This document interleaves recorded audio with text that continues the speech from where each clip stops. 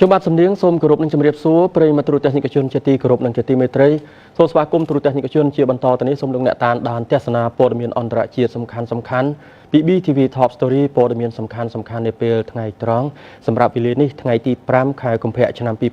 2026ដែលយើងមាននៅព្រឹត្តិការណ៍ព័ត៌មានសំខាន់ជាច្រើនទាក់ទងនឹងរឿងរ៉ាវអន្តរជាតិដើម្បីជម្រាបជូនដល់លោកអ្នក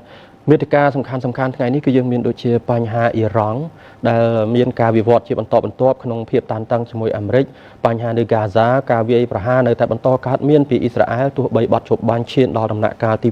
2លោក Donald Trump នៅថ្ងៃម្សិលនេះម្សិលមិញមានជំនួបតាមទូរស័ព្ទសន្ទនាជាមួយលោក Xi Jinping មេដឹកនាំចិនហើយបញ្ហារុស្ស៊ីអ៊ុយក្រែនម្សិលមិញនេះបានជួបគ្នាមួយថ្ងៃទៀតហើយនៅអារ៉ាប់រួមហើយនឹងបន្តចូលដល់ថ្ងៃនេះមួយថ្ងៃទៀតបញ្ហារឿងកិច្ចព្រមព្រៀងគ្រប់គ្រងអាវុធនុយក្លេអ៊ែររវាងអាមេរិកនិងរុស្ស៊ីអត់ទាន់ត្រូវបានធ្វើថ្មីនាំឲ្យមានក្តីបារម្ភដល់ពិភពលោកការគ្រប់គ្រងជនអន្តោប្រវេសន៍ខុសច្បាប់នៅអាមេរិកដោយលោក Donald Trump បញ្ហាគ្រោះធម្មជាតិនៅតាមបណ្ដាប្រទេសមួយចំនួននៅលើពិភពលោកទូរទស្សនិកជនយើងខ្ញុំសូមផ្ដើមជាមួយនឹងព័ត៌មានបច្ចុប្បន្នភាពអំពីរឿងអ៊ីរ៉ង់ជាមួយនឹងសហរដ្ឋអាមេរិក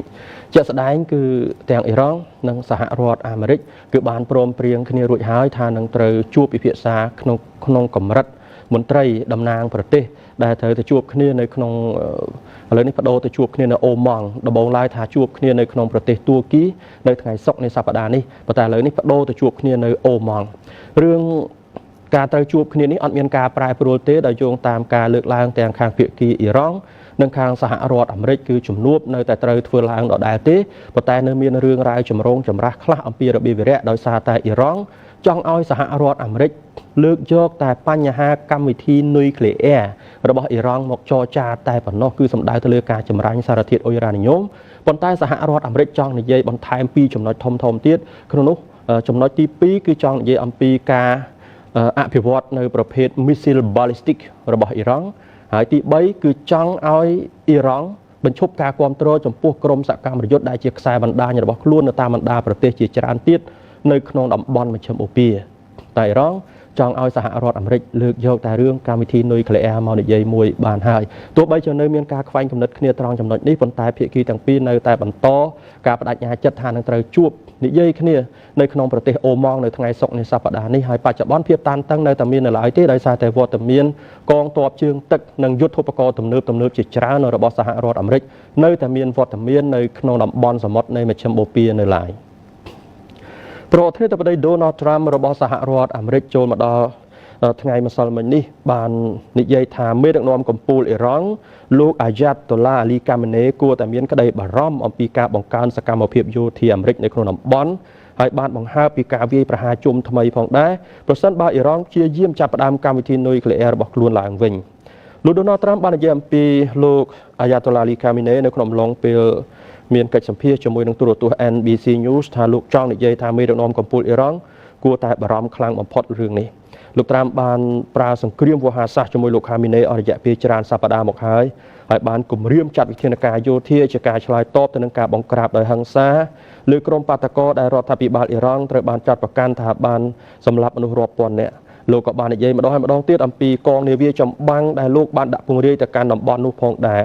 លោក Khamenei បានវាយបកវិញដោយការចាត់ប្រកាន់អាមេរិកថាកំពុងព្យាយាមដណ្ដើមការគ្រប់គ្រងប្រទេសនេះហើយលោកបាននិយាយនៅថ្ងៃទី1កុម្ភៈកន្លងទៅថាប្រទេសណាមួយដែលផ្ដួចផ្ដើមសង្គ្រាម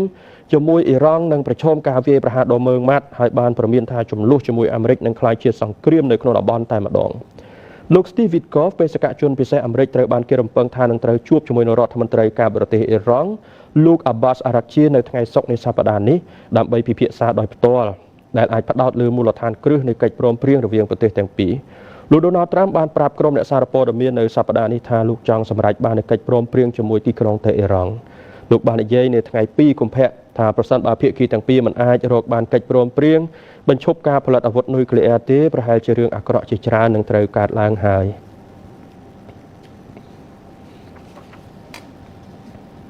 នេះមកការព័ត៌មានលម្អិតបន្ថែមអំពីការជំរងចម្រាស់គ្នារឿងរបៀបវារៈដែលត្រូវនិយាយគ្នានៅថ្ងៃសុក្រសប្តាហ៍នេះបើមិនមានការប្រែប្រួលនៅក្នុងប្រទេសអូម៉ង់ នៅក្នុងរឿងនេះគឺក្រមមន្ត្រីមកពីភាគីទាំងពីរបានបញ្ជាក់ថាសហរដ្ឋអាមេរិកនិងអ៊ីរ៉ង់គឺនៅតែឯកភាពគ្នាធ្វើកិច្ចចរចានៅអូម៉ង់នៅថ្ងៃសុក្រត្រូវនឹងថ្ងៃទី6ខែកុម្ភៈឆ្នាំ2026ស្អែកនេះទោះបីជាប្រទេសទាំងពីរនៅតែមានការខ្វែងគំនិតគ្នាលើរឿងរបៀបវារៈក៏ដោយកិច្ចប្រឹងប្រែងផ្នែកការទូតដ៏ផុយស្រួយនេះបានកើតឡើងស្របពេលភាពតានតឹងកាន់តែខ្លាំងខណៈដែលសហរដ្ឋអាមេរិកកំពុងបង្កើនកម្លាំងរបស់ខ្លួននៅមជ្ឈមបូព៌ាហើយប្រទេសក្នុងតំបន់ព្យាយាមបញ្ជៀសការប្រឈមមុខដាក់គ្នាខាងយោធាដែលមនុស្សជាច្រើនភ័យខ្លាចថាអាចរាលដាលក្លាយជាសង្គ្រាមកាន់តែទូលំទូលាយការខ្វែងគំនិតគ្នាក្នុងប្រមាណថ្ងៃថ្មីនេះលើវិសាលភាពនិងទីកន្លែងសម្រាប់កិច្ចពិភាក្សា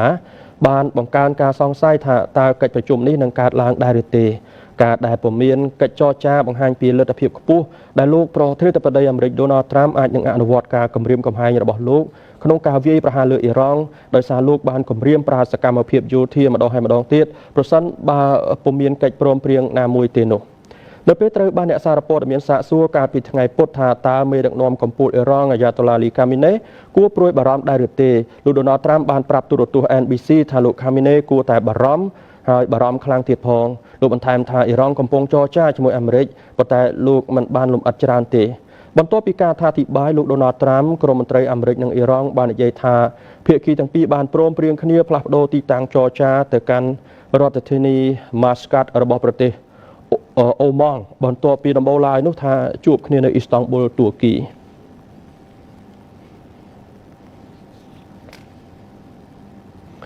ងាកមកនិយាយអំពីស្ថានភាពនៅក្នុងតំបន់ហ្គាហ្សាទូតទេសនិកជនមន្ត្រីសុខាភិបាលនៅក្នុងតំបន់ហ្គាហ្សាបានឲ្យដឹងថាការវាយប្រហារថ្មីទៀតហើយពីអ៊ីស្រាអែលគឺធ្វើឡើងនៅថ្ងៃម្សិលមិញត្រូវនៅថ្ងៃទី4កុម្ភៈឆ្នាំ2026បានបណ្ដាលឲ្យមានអ្នកស្លាប់ជាច្រើនអ្នកទៀតនៅក្នុងតំបន់ហ្គាហ្សា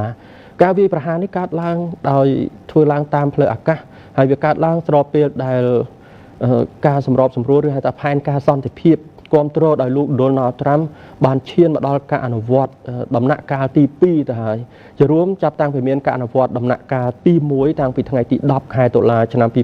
2025រហូតមកដល់ពេលនេះ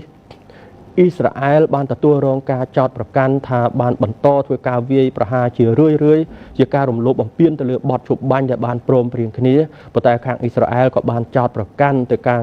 ភាគីហាម៉ាស់វិញថាបានរំលោភបំពានដូចគ្នាទូរទស្សនិកជនរហូតមកដល់ពេលនេះគេបានមើលឃើញថាមានសញ្ញាវិជ្ជមានជាច្រើនដែលកើតមានឡើងសម្រាប់ស្ថានភាពនៅហ្គាហ្សាក្នុងនោះសូម្បីតែក្រុមសកម្មយុទ្ធហាម៉ាស់ក៏បានអះអាងផងដែរថាពួកគេត្រៀមលក្ខណៈរួចជាស្រេចនៅក្នុងការប្រគល់អភិបាលកិច្ចទៅកាន់គណៈកម្មាធិការជាតិដែលត្រូវបានបង្កើតឡើងដើម្បីគ្រប់គ្រងនៅក្នុងតំបន់ហ្គាហ្សាហើយរឿងគ្រប់គ្រងអាវុធក៏ពួកគេមានការបន្ទន់ចំហច្រើនផងដែរតាមការទាមទាររបស់អាមេរិកនិងអ៊ីស្រាអែលដែលចង់រំសាយអាវុធដល់ក្រុមសកម្មយុទ្ធហាម៉ាស់នេះអាជ្ញាធរសុខាភិបាលហ្គាហ្សាបានឲ្យដឹងថាការវាយប្រហារតាមអាកាសរបស់អ៊ីស្រាអែលកាលពីថ្ងៃពុធទី4កុម្ភៈម្សិលមិញនេះបានសម្លាប់មនុស្សជាង20នាក់ដោយយោធាអ៊ីស្រាអែលនិយាយថាការវាយប្រហារទាំងនេះគឺជាការឆ្លើយតបទៅនឹងមន្ត្រីម្នាក់ក្នុងចំណោមមន្ត្រីរបស់ខ្លួនដែលបានរងរបួសដោយការបាញ់កាំភ្លើងពីសត្រូវទោះបីជាបទជបាញ់សម្របសម្រួលដល់អាមេរិកបានឈានចូលដល់ដំណាក់កាលទី2ទៅហើយយ៉ាងណាក៏ដោយអំពើហិង្សាគឺនៅតែបន្តនៅហ្គាហ្សាដែលអ៊ីស្រាអែលនិងក្រុមហាម៉ាស់ចោទគ្នាទៅវិញទៅមកថាបានបំពានកិច្ចព្រមព្រៀងនេះការបង្ហូរឈាមចុងក្រោយបានកើតឡើងបន្ទាប់ពីអ៊ីស្រាអែលបានបើកឡើងវិញនៅច្រកឆ្លងកាត់រ៉ាហ្វាជាច្រករវាងតំបន់ហ្គាហ្សាជាប់ទៅកាន់ប្រទេសអេស៊ីបជាច្រកតែមួយដែលប្រជាពលរដ្ឋប៉ាឡេស្ទីនអាចឆ្លងកាត់ចេញទៅពិភពខាងក្រៅបានដោយមិនចាំបាច់ចូលទៅកាន់ប្រទេសអ៊ីស្រាអែលជាមុនអាជ្ញាធរសុខាភិបាលតំបន់ហ្គាហ្សាដែលដំណើរការក្រោមអាជ្ញាធរក្រុមហាម៉ាស់បានឲ្យដឹងថាមនុស្សជាង20នាក់បានស្លាប់រួមទាំងកុមារ3នាក់ក្នុងនោះផងក្នុងការវាយប្រហារជាបន្តបន្ទាប់ហើយយ៉ាងហោចណាស់មនុស្ស38នាក់ទៀតបានរងរបួសយោធាអ៊ីស្រាអែលបាននិយាយថាខ្លួនបានចាប់ផ្ដើមការវាយប្រហារបន្ទាប់ពីភេរវករបានបើកការបាញ់ប្រហារលើកងទ័ពកាលពីថ្ងៃពុធដែលបានធ្វើឲ្យមន្ត្រីម្នាក់រងរបួសធ្ងន់សហព័ន្ធសមាគមកាកបាទក្រហមនិងអធិការក្រហមអន្តរជាតិបាននិយាយថាខ្លួនមានកំហឹងចំពោះការសម្លាប់គ្រូពេទ្យសង្គ្រោះបន្ទាន់ដែលកំពុងបំពេញកាតព្វកិច្ចក្នុងការទម្លាក់គ្រាប់បែកនៅតំបន់អាល់ម៉ាវ៉ាស៊ីនៅភាគខាងត្បូង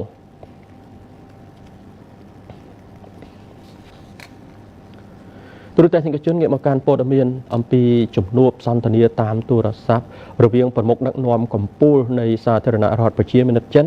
ជាមួយនឹងសហរដ្ឋអាមេរិកគឺលោកស៊ីជីនពីងនិងលោកដូណាល់ត្រាំដែលបានធ្វើឡើងនៅថ្ងៃម្សិលមិញនេះតាមវេលានៅឯសហរដ្ឋអាមេរិកនៅក្នុងចំណោមចំណុចសំខាន់ដែលមេដឹកនាំនៃប្រទេសមហាអំណាចផ្នែកសេដ្ឋកិច្ចកម្ពុជាបាទទាំងពីរនៅលើពិភពលោកបានពិភាក្សាគ្នានេះគឺលោកដូណាល់ត្រាំក៏បានឲ្យដឹងផងដែរថាលោកបានជំរុញឲ្យខាងភាគីចិនជួយធ្វើយ៉ាងណាឲ្យអ៊ីរ៉ង់ឯកោនៅលើពិភពលោក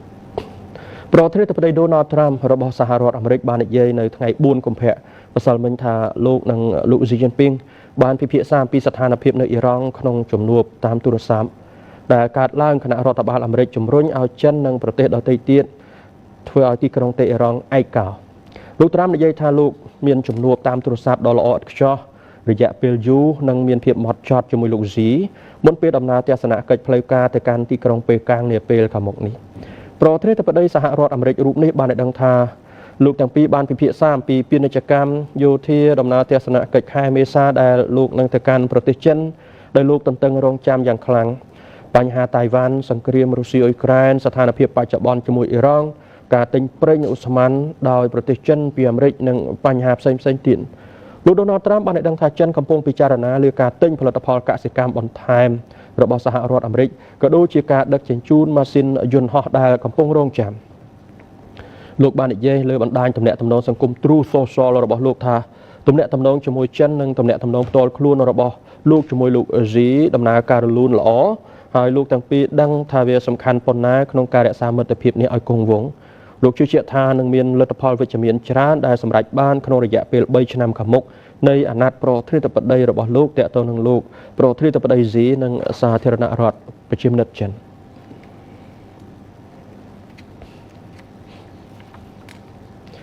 ងាកមកកាន់ព័ត៌មានអំពីបញ្ហារុស្ស៊ីនិងអ៊ុយក្រែនទូរទស្សនិកជនជំនួបទល់មុខគ្នារវាងមន្ត្រីអ៊ុយក្រែននិងរុស្ស៊ីជុំទី2បានធ្វើឡើងហើយតាមការគ្រោងទុកនៅថ្ងៃពុធម្សិលមិញថ្ងៃទី4ខែកុម្ភៈហើយត្រូវបន្តចូលមកដល់ថ្ងៃនេះថ្ងៃប្រហ័សទី5ខែកុម្ភៈតាមវេលានៅកម្ពុជាហើយនៅក្នុងជំនួបថ្ងៃម្សិលមិញដែលធ្វើឡើងនៅទីតាំងដែលគ្រោងទុកគឺនៅក្នុងទីក្រុងអាប៊ូដាប៊ីនៃប្រទេសអេមីរ៉ាតអារ៉ាប់រួមជាទីតាំងដដែលជំនួបជុំទី1បានធ្វើឡើងគឺកាលពីថ្ងៃសុក្រនិងថ្ងៃសៅរ៍សប្តាហ៍មុនអ៊ុយក្រែនបានលើកឡើងថាការចរចានៅអាប៊ូដាប៊ីជាមួយរុស្ស៊ីគឺមានភាពប្រកបប្រជានិងប្រកបដោយផ្លែផ្កាកិច្ចចរចាថ្ងៃដំបូងរវាងអ៊ុយក្រែននិងរុស្ស៊ីសម្របសម្រួលដោយអាមេរិកបំណងសម្របសម្រួលការបញ្ចប់សង្គ្រាមអ៊ុយក្រែនបានបិទបញ្ចប់ថ្ងៃដំបូងនៅថ្ងៃពុធទី4កុម្ភៈសប្តាហ៍នេះនៅក្នុងទីក្រុងអាប៊ូដាប៊ីប្រទេសអេមីរ៉ាតអារ៉ាប់រួមដោយក្រុងគៀវបានហៅការចរចានេះថាមានភាពប្រកបប្រជានិងប្រកបដោយផ្លែផ្កាទីក្រុងគៀវបាននិយាយថាគណៈពុំមានការទម្លាយភាពទាល់ច្រកណាមួយនៅក្នុងការពិភាក្សាម្សិលមិញកិច្ចប្រជុំត្រូវបានគ្រោងបន្តធ្វើថ្ងៃទី2ទៀតនៅថ្ងៃ5កុម្ភៈនេះកិច្ចចរចាដែលសម្របសម្រួលដោយអាមេរិកពេលនេះគឺជាកិច្ចចរចាចុងក្រោយបំផុតផ្នែកការទូតដ៏ច្របូកច្របល់ដែលរហូតមកដល់ពេលនេះបានបរាជ័យក្នុងការឈានដល់កិច្ចព្រមព្រៀងបញ្ចប់សង្គ្រាមអាយុកាល74ឆ្នាំនៅអ៊ុយក្រែននេះដោយបញ្ជាក់ពីចំនួនមនុស្សស្លាប់ពីចំនួននេះប្រធានាធិបតីអ៊ុយក្រែនលោក Volodymyr Zelensky បាននិយាយនៅថ្ងៃពុធថាកងទ័ពចំនួន 55,000 នាក់នៅប្រទេសអ៊ុយក្រែនបានស្លាប់ជាការវាយតម្លៃដ៏កម្រមួយអំពីការខាតបង់ក្នុងសមរភូមិដែលទាំងក្រុងមូស្គូនិងទីក្រុងគៀវជាធម្មតាពុំបានផ្ដល់ឲ្យឡើយសង្គ្រាមនេះបានវិវត្តទៅជាចំនួនដ៏សាហាវបំផុតនៅអឺរ៉ុបចាប់តាំងពីក្រោយសង្គ្រាមលោកលើកទី2មកមិនដែលមាន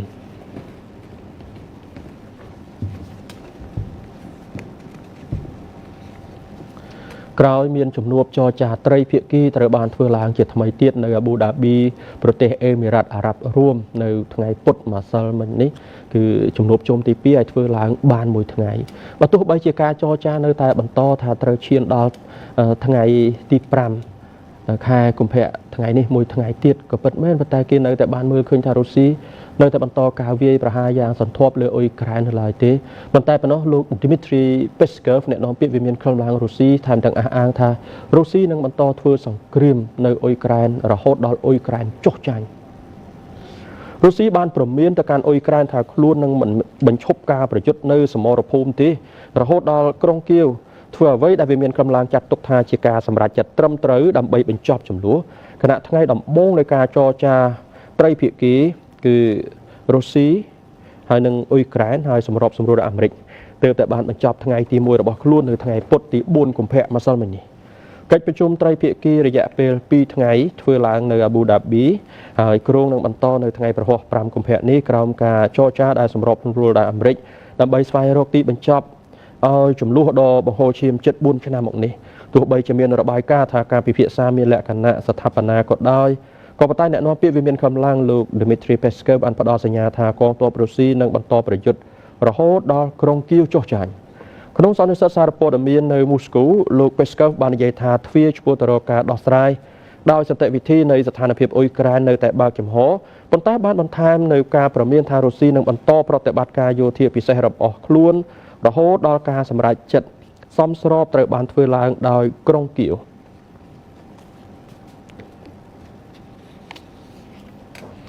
ប៉ុន្តែទូរទស្សនិកជនតំបន់ដុនបាសដែលផ្គុំឡើងដោយតំបន់ធំៗពីរគឺលូហានស្កនិងដូណេតគឺភាគច្រើននៃដែនដីទាំងនោះត្រូវបានរុស្ស៊ីគ្រប់គ្រងទៅហើយក្នុងការប្រយុទ្ធគ្នាជិត4ឆ្នាំមកនេះហើយនៅសល់មួយចំណិតចុងក្រោយទៀតនៃតំបន់ដូណេតដែលរុស្ស៊ីកំពុងទាមទារអ៊ុយក្រែនថាឲ្យរុស្ស៊ីគ្រប់គ្រងតែម្ដងទៅនៅក្នុងរឿងនេះគេបានមើលឃើញថាវានៅតែជាចំណុចខ្ទាស់នៅក្នុងការចរចាជំរុញសន្តិភាពនៅក្នុងប្រទេសអ៊ុយក្រែននៅឡើយប៉ុន្តែទោះបីជាយ៉ាងណាក៏ដោយរុស្ស៊ីនៅតែបន្តការប្រយុទ្ធនៅសមរភូមិដោយការអះអាងរបស់លោក Dmitry Peskov អ្នកនាំពាក្យវិមានកម្លាំងប៉ុន្តែប៉ុណ្ណោះគឺខាងរុស្ស៊ីបានអះអាងថាខ្លួនបានដណ្ដើមយកទីតាំងឈរជើងបានបន្ថែមទៀតហើយនៅក្នុងតំបន់ Donetsk រុស្ស៊ីបានអះអាងថែមទៀតនៅថ្ងៃពុធទី4កុម្ភៈម្សិលមិញថាកម្លាំងរុស្ស៊ីបានដណ្ដើមការគ្រប់គ្រងលើទីតាំងឈរជើងចំនួន2កន្លែងដែលមួយជាភូមិ Stepanivka នៅក្នុងតំបន់ Donetsk និងមួយទៀតគឺភូមិ Starokrenka ក្នុងតំបន់ Zaporizhzhia របស់អ៊ុយក្រែនស្របពេលកិច្ចចរចាសន្តិភាពកំពុងបន្តនៅក្នុងទីក្រុងអាប៊ូដាប៊ីក្រសួងការពិជាតិរុស្ស៊ីបានឲ្យដឹងនៅក្នុងសេចក្តីថ្លែងការណ៍មួយថាអង្គភាពនៃក្រុមកងទ័ព Yuzhnoye បានដណ្ដើមយកភូមិ Stepanivka ជាលទ្ធផលនៃប្រតិបត្តិការយ៉ាងសកម្មគណៈកម្លាំងមកពីក្រុមកងទ័ព Vostok បានរុលទៅមុខកាន់តែជ្រៅនៅក្នុងខ្សែការពាររបស់អ៊ុយក្រែននិងដណ្ដើមយកភូមិ Starokrenka នៅតំបន់ភាគអាគ្នេយ៍នៃប្រទេសអ៊ុយក្រែនភូមិទាំងនោះមានទីតាំងនៅជិតតំបន់ជួរមុខដ៏សកម្មនៅភាគខាងកើតនិងភាគអាគ្នេយ៍នៃប្រទេសអ៊ុយក្រែនអាជ្ញាធរទីក្រុងគៀវមិនទាន់អត្ថាធិប្បាយលើការអះអាងនេះនៅឡើយហើយការផ្ទៀងផ្ទាត់ឯករាជ្យនៅតែពិបាកដោយសារសង្គ្រាមកំពុងបន្តដែលឥឡូវនេះខិតជិតដល់ឆ្នាំទី5នៃសង្គ្រាមនេះទៅហើយយោធាអ៊ុយក្រែនធ្លាប់និយាយថាការប្រយុទ្ធបានកើតឡើងយ៉ាងក្តៅគគុកក្នុងប៉ុន្មានសប្តាហ៍ថ្មីៗនេះក្នុងតំបន់សំខាន់នៃជួរមុខនៅភាគអាគ្នេយ៍នៃប្រទេស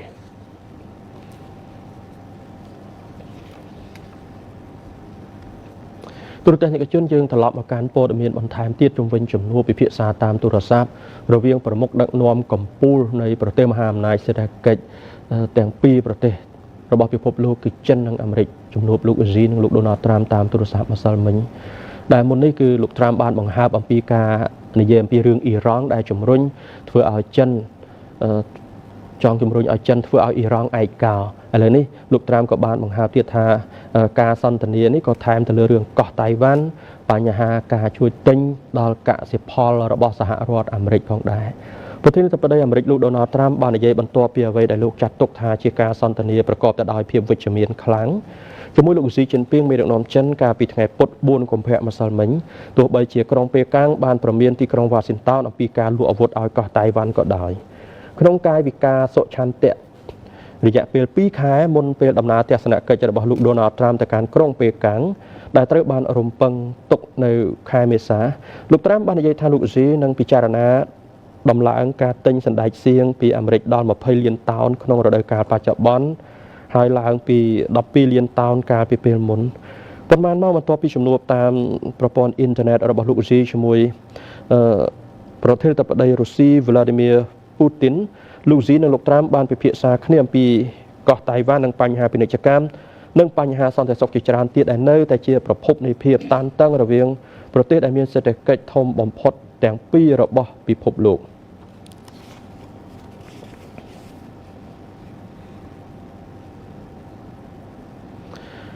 ទូរទស្សនិកជនបន្ទាប់ពីមានជំនួបសន្ទនាពីចម្ងាយរវាងមេដឹកនាំអាមេរិកនិងចិនរួចហើយគេក៏បានមើលឃើញអំពីប្រតិកម្មពីមេដឹកនាំកោះតៃវ៉ាន់ផងដែរគឺលោក Lai Ching-te ថ្លែងពីកោះតៃវ៉ាន់លោក Lai Ching-te បានលើកឡើងអំពីទំនាក់ទំនងកោះតៃវ៉ាន់និងសហរដ្ឋអាមេរិកថាវាមានភាពរឹងមាំដូចថ្មមេដឹកនាំកោះតៃវ៉ាន់លោក Lai Ching-te បាននិយាយនៅថ្ងៃប្រហ័សទី5 ខែកុម្ភៈឆ្នាំ2026នេះថាទំនាក់ទំនងរវាងកោះនេះជាមួយអាមេរិកគឺនៅតែរឹងមាំដូចថ្មហើយកម្មវិធីកិច្ចសហប្រតិបត្តិការនឹងនៅតែបន្តមិនផ្លាស់ប្ដូរឡើយបន្ទាប់ពីប្រធានាធិបតីចិន Xi Jinping បានពិភាក្សាអំពីកោះស្វ័យគ្រប់គ្រងនេះក្នុងជំនួបទូរស័ព្ទជាមួយនឹងមេដឹកនាំអាមេរិក Donald Trump នៅក្នុងកិច្ចសន្ទនាកាលពីថ្ងៃពុធម្សិលមិញនេះលោក Xi បានប្រាប់លោក Donald Trump ថាអាមេរិកគួរតែដោះស្រាយដោយប្រយ័ត្នប្រយែងលើការលក់សពាវុធឲ្យកោះដែលទីក្រុងប៉េកាំងចាត់ទុកថាជាទឹកដីរបស់ចិននេះកាលពីខែធ្នូកន្លងទៅរដ្ឋបាលលោក Donald Trump បានប្រកាសលក់អាវុធ$11.1 លានគិតជាតម្លៃឲ្យកោះតៃវ៉ាន់ដែលជាកញ្ចប់អាវុធដ៏ធំបំផុតមិនធ្លាប់មានរបស់អាមេរិកសម្រាប់កោះនេះដែលធ្វើឲ្យចិនមិនពេញចិត្តជាខ្លាំង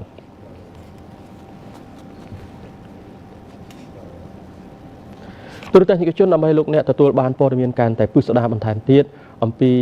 ជំនួបរវាងលោក Donald Trump ជាមួយលោក Xi Jinping មេដឹកនាំកំពូលនៃប្រទេសចិននិងសហរដ្ឋអាមេរិកយើងមានការចូលរួមបន្ថែមទៀតពីលោកណនរីណាអ្នកតាមដានព្រឹត្តិការណ៍អន្តរជាតិរបស់ទូរទស្សន៍ព័ត៌មាន BTV បាទលោករីណាលោក Donald Trump បានពណ៌នាជំនួបតាមទូរស័ព្ទជាមួយលោក Xi Jinping នៅថ្ងៃម្សិលមិញនេះថាមានភាពវិជ្ជមាននៅក្នុងនោះតើចំណុចណាខ្លះដែលបង្ហាញថាការសន្ទនានេះបានទទួលលទ្ធផលល្អប្រសើរប្រកបទៅដោយភាពវិជ្ជមាននោះបាទក្រោយការសន្ទនាតាមទូរស័ព្ទជាមួយប្រធានាធិបតីចិន Xi Jinping លោក Trump បានទៅសេបង្ហោះនៅលើបណ្ដាញសង្គមទូរស័ព្ទរបស់លោកថាទំនាក់ទំនងរបស់រូបលោកផ្ទាល់ជាមួយនឹងមេដឹកនាំចិនគឺមានលក្ខណៈល្អប្រសើរហើយទំនាក់ទំនងប្រទេសទាំងពីរឥឡូវនេះក៏ល្អដែរនេះគឺការធ្វើអត្ថាធិប្បាយរបស់លោក Trump ហើយលោក Trump ក៏បានបង្ហាញថាការសន្ទនារបស់លោកមួយលោក Xi Jinping ជាចំណុចវិជ្ជមានល្អគឺផ្ដោតទៅលើបញ្ហាពាណិជ្ជកម្មបញ្ហាធម្មពលយោធាកោះតៃវ៉ាន់ហើយក៏និយាយពីបញ្ហារុស្ស៊ីអ៊ុយក្រែននិងនិយាយអំពីបញ្ហាអ៊ីរ៉ង់ដែរអញ្ចឹងបញ្ហាប្រធានបទនេះគឺច្រើនប៉ុន្តែតាក់ទងទៅនឹងបញ្ហាពាណិជ្ជកម្មនេះគឺលោក Trump បានលើកឡើងថាជាជ័យជំនះធំណាស់សម្រាប់កសិករអាមេរិកគឺប្រធានាធិបតីចិនបានសន្យាថានឹងទិញសណ្ដែកសៀងបន្ថែមពីសហរដ្ឋអាមេរិកដោយរដូវកាលកន្លងមកនេះគឺចិនបានទិញតែ12លានតោនទេប៉ុន្តែរដូវកាលនេះនឹងទិញរហូតដល់20លានតោននិងរដូវកាលបន្ទាប់នឹងទិញពីសហរដ្ឋអាមេរិក25លានតោនដែលលោកចាត់ថាជាជ័យជំនះដ៏ជាជោគជ័យដ៏ធំសម្រាប់កសិករអាមេរិកដែលនឹងទទួលបានផលក្នុងនោះក៏បានលើកឡើងដែរថាចិនក៏កំពុងតែពិចារណាទិញធម្មពលមានទិញប្រេងនិងឧស្ម័នពីសហរដ្ឋអាមេរិកហើយដែលជាប្រពៃណីគឺប្រទេសចិនហ្នឹងទិញតែទិញប្រេងនិងអូស្ម័នហ្នឹងពីប្រទេសរុស្ស៊ីទិញពីប្រទេសអ៊ីរ៉ង់និងវេណេស៊ុយអេឡាតែនេះគឺអាចថាជារបត់ថ្មីមួយទៀតដែលប្រទេសចិនមកពិចារណាក្នុងការនាំចេញប្រេងពីសហរដ្ឋប្រេងនិងអូស្ម័នពីសហរដ្ឋអាមេរិកហើយក្រៅពីនេះក៏មានដឹកនាំទាំងពីរពិភាក្សាពីកិច្ចសហប្រតិបត្តិការយោធាដើម្បីបញ្ជៀសភាពតានតឹងណាមួយរវាងភាគីទាំងពីរគឺជាទិសដៅចាំបាច់ហើយក្នុងហ្នឹងលោកក៏បានលើកឡើងពីដំណើរទស្សនកិច្ចតាមការគ្រោងទុករបស់លោកទៅកាន់ប្រទេសចិននៅអំឡុងខែមេសាដែលលោកចាត់ទុកថាដំណើរនេះគឺជាដំណើរធុរកិច្ចដ៏សំខាន់ដែលនឹងមានផលប្រយោជន៍សម្រាប់ប្រជាជាតិទាំងពីរនេះគឺជាការលើកឡើងរបស់លោក Trump ប៉ុន្តែវាជារឿងមួយគួរឲ្យកត់សម្គាល់ដែលគ្រប់ខ្លឹមសារទាំងអស់ដែលធ្វើអត្ថាធិប្បាយដោយលោក Trump នៅលើបណ្ដាញសង្គមនេះគឺព័ត៌មាននានាបានចុះផ្សាយដូចគ្នាប៉ុន្តែសារព័ត៌មានស៊ីនហួរគឺมันបានដែលស្រង់ខ្លឹមសារនៃការសន្ទនានេះมันបានធ្វើអធិប្បាយมันបានសរសេរចូលអំពីដំណើរទស្សនកិច្ចរបស់លោក Trump ទេដោយគ្រាន់តែបញ្ជាក់ថាមេដឹកនាំទាំងពីរនៅរក្សាការប្រស្រ័យតាក់ទងបានល្អដោយសម្ដៅដល់ជំនួបទល់មុខគ្នារវាងលោក Trump និងលោក Xi Jinping កាលពីអំឡុងខែតុលាកន្លងទៅនៅក្នុងទីក្រុងពូសានប្រទេសកូរ៉េខាងត្បូងដែលកាលនោះគឺមេដឹកនាំទាំងពីរបានសន្យាថានឹងអាចមានដំណើរទស្សនកិច្ចផ្លាស់ប្ដូររវាងលោក Trump និងលោក Xi គឺលោក Trump ទៅខែមេសាលោក Xi Jinping អាចនៅក្នុងខែឧសភានឹងមានដំណើរទស្សនកិច្ចមកកាន់សហរដ្ឋអាមេរិកវិញ ចឹងនៅក្នុងការសន្ទនានេះគឺគាត់តែចម្លែកមួយទេដែលថាគ្រប់សារព័ត៌មានគឺស្រង់ពីការផ្សព្វផ្សាយនៅតាមបណ្ដាញសង្គមទូរស័ព្ទរបស់លោកត្រាំប៉ុន្តែសិនហួរដែលជាទីភ្នាក់ងារសារព័ត៌មានរដ្ឋបានផ្សព្វផ្សាយទាំងអស់តែដំណើរទស្សនកិច្ចពិតប្រាកដគឺអត់និយាយទេគ្រាន់តែថាមេដឹកនាំទាំងពីរបានរក្សាការប្រស័យតាក់ទងល្អដោយសំអាងដល់ការជួបគ្នាកន្លងមកហើយបញ្ហាកោះតៃវ៉ាន់ក៏មេដឹកនាំទាំងពីរបាននិយាយដែរតាក់ទងទៅនឹងបញ្ហារសើបនៅតែជាចំណុចស្នូលនៅក្នុងទំនាក់ទំនងរវាងប្រទេសទាំងពីរជាដើមនោះបាទរឿងកោះតៃវ៉ាន់នេះចុងក្រោយនេះតើកិច្ចសហប្រតិបត្តិការរវាងសហរដ្ឋអាមេរិកជាមួយនឹងតៃវ៉ាន់មានកិច្ចសហប្រតិបត្តិការអ្វីខ្លះដែលធ្វើឲ្យចិនមិនពេញចិត្តខ្លាំងបាទសហរដ្ឋអាមេរិកតែងតែលើកឡើងថាកោះតៃវ៉ាន់ជាកោះស្វ័យគ្រប់គ្រងតាមបែបលទ្ធិប្រជាធិបតេយ្យដែលគេចង់និយាយអំពីតម្លៃនៃក្រមប្រជាធិបតេយ្យហើយក៏មានទំនាក់ទំនងក្រៅផ្លូវការចាប់តាំងឆ្នាំ1979ក្រោយពេលដែលសហរដ្ឋអាមេរិកបានបង្វែកទំនាក់ទំនងផ្លូវការពីកោះតៃវ៉ាន់មកចិនដីគោកសាធារណរដ្ឋប្រជាមានិតចិនវិញអញ្ចឹងក្នុងនោះក៏មានច្បាប់ដែរប៉ុន្តែគឺជាទំនាក់ទំនងក្រៅផ្លូវការសហរដ្ឋអាមេរិកបានជួយទំនុកបំរុងផ្ចុងផ្ដើមផ្នែកវិស័យការពារជាតិការលក់សពាវុធការបញ្ជូនយោធាចារទៅបណ្ដុះបណ្ដាលទាហាននៅកោះតៃវ៉ាន់ជាដើមហើយក្នុងនោះក៏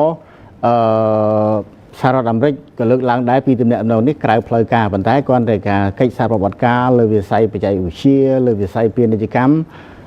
ក៏ជាទំនាក់ទំនងដែលមើលទៅថាជាទំនាក់ទំនងស្អិតរមួតដូចជាប្រទេសមួយអញ្ចឹងដែរប៉ុន្តែរាល់សកម្មភាពធំគឺត្រូវបានប្រទេសចិនរារាំងមិនអោយកោះតៃវ៉ាន់ចេញទៅចូលរួមទេដោយចាត់ទុកថាចិនតែមួយគឺមិនអាចមានចិនពីរបីបានដែលឯការប្រស័យតាក់ទងនៅក្នុងការសន្ទនានេះគឺសហរដ្ឋអាមេរិកក៏ដឹងចិនក៏ដឹងដែរថាកោះតៃវ៉ាន់គឺជាចំណុចស្នូលក្នុងទំនាក់ទំនងអាមេរិកចិនមានន័យថាជាបន្ទាត់ក្រហមដែលចិនបានដាក់ឲ្យបើសិនជាសហរដ្ឋអាមេរិកធ្វើអ្វីមួយនៅក្នុងការទំនុកបំរុងឬក៏ប្រកាសអ្វីមួយដែលជាការលើកទឹកចិត្តផ្ដល់ភាពកក់ក្ដៅដល់កោះតៃវ៉ាន់គឺនឹងធ្វើឲ្យទំនាក់ទំនងប្រទេសទាំងពីរហ្នឹងមិនល្អប្រសើរទេមានន័យថាធ្វើឲ្យទំនាក់ទំនងវារអាក់រអួលឬក៏អាប់អួរដូចជាករណីកន្លងមកមានការលក់អាវុធមានដំណើរទស្សនកិច្ចពីមន្ត្រីជាន់ខ្ពស់សហរដ្ឋអាមេរិកទៅកាន់កោះតៃវ៉ាន់គឺចិនហ៊ុំព័ទ្ធដោយការធ្វើសមយុទ្ធអ៊ីជាដើមកន្លងមកនេះហើយសូម្បីករណីចុងក្រោយដែលក្នុងការសន្ទនារវាងលោកស៊ីជីនពីងនិងលោកត្រាំនេះលោកស៊ីជីនពីងមិនបាននិយាយអំពីការលក់អាវុធរបស់សហរដ្ឋអាមេរិកចុងក្រោយកាលពីខែធ្នូឆ្នាំ2025ដែលមានទំហំទឹកប្រាក់11,000 លានដុល្លារនឹងទេប៉ុន្តែលោកស៊ីបានប្រាប់ទៅលោកត្រាំថាចិនបានដាក់បន្ទាត់ក្រហមរឿងបញ្ហាកោះតៃវ៉ាន់ការធ្វើអ្វីក៏ដោយជំរុញឲ្យសហរដ្ឋអាមេរិកត្រូវតែប្រយ័ត្នប្រយែងថ្លឹងថ្លែងពាក់ព័ន្ធនឹងបញ្ហាកោះតៃវ៉ាន់គឺជាដែនដីរបស់ចិនទេនេះគឺលោកស៊ីបានប្រាប់នៅក្នុងការសន្ទនាចិនត្រូវតែការពារអធិបតេយ្យជាតិរបស់ខ្លួននិងបូរណភាពទឹកដីចិនមិនអនុញ្ញាតឲ្យកោះតៃវ៉ាន់ផ្ដាច់ចេញពីចិនបានទេនេះគឺជាការធ្វើអត្ថាធិប្បាយរបស់លោកស៊ីហើយលោកស៊ីក៏បានលើកឡើងថាលោកឲ្យតម្លៃលើការដឹកនាំនិងកិច្ចសហប្រតិបត្តិការរវាងចិននិងសហរដ្ឋអាមេរិកលោកនឹងដឹកនាំនាវាដ៏ធំនៃទំនាក់ទំនងចិននិងអាមេរិកជាមួយលោកត្រាំនៅក្នុងឆ្នាំថ្មីនឹងបន្តដំណើរឆ្ពោះទៅមុខបើសិនជាអ្នកណាមួយដែលឈរកន្លែងកាច់ចកោតរួមគ្នាធ្វើឲ្យទិសដៅនៃនាវានោះមិនត្រូវកន្លងទេអញ្ចឹងទំនាក់ទំនងដ៏ស្មុគស្មាញនៃមហាអំណាចសេដ្ឋកិច្ចពិភពលោកទាំងពីរនេះនឹងធ្វើឲ្យមានផលវិបាកសម្រាប់ពិភពលោកក្នុងការបញ្ចេញវោហារជាលក្ខណៈការទូតលោកត្រាំក៏និយាយបែបថ្នមដែរនៅក្នុងការសន្ទនាហ្នឹងថាលោកសហរដ្ឋអាមេរិកយល់ពីការព្រួយបារម្ភរបស់ចិនក៏ឲ្យតម្លៃលើការគិតគូរលើបញ្ហានេះដែរប៉ុន្តែយ៉ាងណាក៏ដោយលោកនឹងបន្តប្រស័យតាក់ទងដោយគេហៅថាដោយភាពស្មោះត្រង់និងមិនឲ្យមានបញ្ហាអ្វីកើតឡើងទេហើយក៏មានរឿងមួយទៀតនៅក្នុងហ្នឹងគេមើលឃើញយុទ្ធសាស្ត្រសន្តិសុខយុទ្ធសាស្ត្រគេហៅថាការពារជាតិរបស់សហរដ្ឋអាមេរិកឆ្នាំ2026ថ្មីនេះគឺมันបានដាក់បញ្ចូលកោះតៃវ៉ាន់ទេតែកន្លងមកគឺរាល់ពេលវេលាដែលចេញពីគោលនយោបាយការពារជាតិគោលនយោបាយបរទេសរបស់សហរដ្ឋអាមេរិកជាមួយសម្ព័ន្ធមិត្តហ្នឹងគឺដាក់កោះតៃវ៉ាន់ចូលតែឆ្នាំនេះអត់ដាក់ទេដែលគឺមើលឃើញថាសហរដ្ឋអាមេរិកដូចជាគិតប្រយោជន៍ធំជាងសម្ព័ន្ធមិត្ត ជាពិសេសគឺសម្ដៅកោះតៃវ៉ាន់ធ្វើឲ្យកោះតៃវ៉ាន់អាចរងាអាចឯកាទើបមេដឹកនាំកោះតៃវ៉ាន់សារចេញធ្វើអត្ថាធិប្បាយពាក់ព័ន្ធនឹងតំណែងរឹងមាំរវាងសហរដ្ឋអាមេរិកនិងកោះតៃវ៉ាន់ជាដើមនោះបាទបាទសូមអរគុណលោករីណាយើងនឹងបន្តតាមដានបន្តទៀតអំពីព័ត៌មានជុំវិញទំនាក់ទំនងរវាងចិននិងសហរដ្ឋអាមេរិកជំរាបលាបាទបាទអរគុណ